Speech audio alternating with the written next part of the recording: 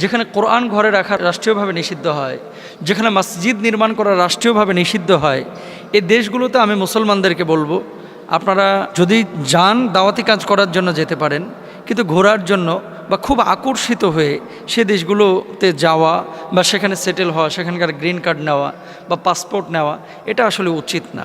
কারণ হয়তো বা আপনি বলবেন যে হুজুর আমি ইসলাম অনেক বুঝি, আমি যদি চাঁদের দেশেও যাই আমি কখনো দিন ছাড়া থাকবো না, 5 ওয়াক্ত নামাজ ঠিকই মতো পড়বো। আচ্ছা, আপনি 5 ওয়াক্ত নামাজ পড়লেন, ধরেন আপনি ওই দেশের পাসপোর্ট নিয়ে নিলেন, আপনার পরবর্তী যে জেনারেশনটা আসতেছে ও যে রাত্রেবেলায় বারে যে মেয়েদের সাথে নাচবে না, আপনারা গ্যারেন্টি দিয়েছে কে? আপনাকে বলি, ঢাকা সিটির ভিতরে কোনো বাবা, সে যত খারাপ বাবাই হোক, তার সন্তান চাইলেই কিন্তু বারে যেতে পারে না, কারণ রাষ্ট্রীয়ভাবে এই বিষয়গুলোকে সুন্দর নজরে দেখা হয় না এবং পুলিশও এই ক্ষেত্রে শক্ত অবস্থানে থাকে।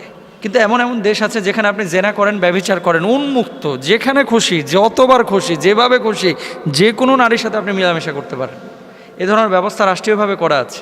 আমি যে কথাটি বলতে যাচ্ছি আপনাদেরকে, পৃথিবীর যে দেশে কোনো মসজিদ নাই এমন কিছু দেশের কথা আপনাদেরকে বলি, শোনেন। দুনিয়ার এই জমিনটাকে বানিয়েছেন আল্লাহ সুবহানাহু ওয়া তাআলা। ফাওয়াল্লি ওয়াজহাকা শাতরাল মাসজিদিল হারাম। আল্লাহ সুবহানাহু ওয়া তাআলা মসজিদুল হারামের দিকে ফিরে আমাদেরকে নামাজ পড়তে বলেছেন। ওয়াহাইতুমা কুনতুম ফাওয়াল্লু ওয়ুজুহাকুম শাতরা।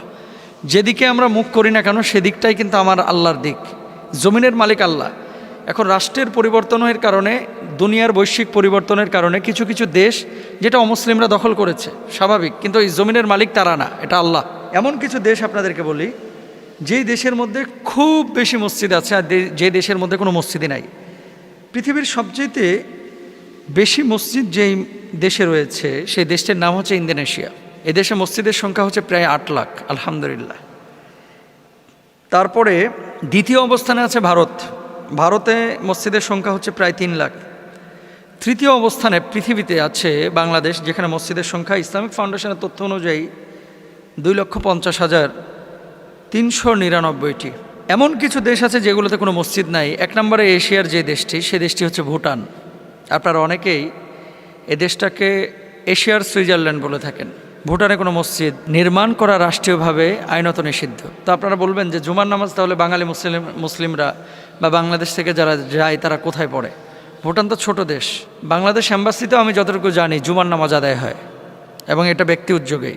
তো ভুটানে 74.8% বজ্রযান বৌদ্ধ ধর্ম, মানে তাদের রাষ্ট্রীয় ধর্ম হচ্ছে বৌদ্ধ ধর্ম। হিন্দু ধর্ম হচ্ছে 22.6। তারপরে বন এবং অন্যান্য দেশজ ধর্ম হচ্ছে 1.9।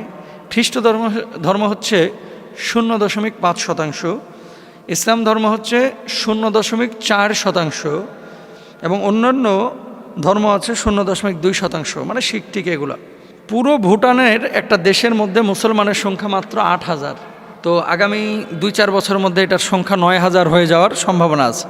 যারা জন্মগতভাবেই ভুটানে জন্মগ্রহণ করেছেন মুসলিমরা, তাদের কথা ভিন্ন, কিন্তু যারা সেটেল হওয়ার জন্য বা ঘোরাফেরার জন্য আপনারা যেতে চান, আপনাদের কাছে আমার রিকোয়েস্ট, এই দেশটাতে যাওয়ার আগে একটু ভাববেন। কারণ জুমার নামাজ কোথায় পড়বেন,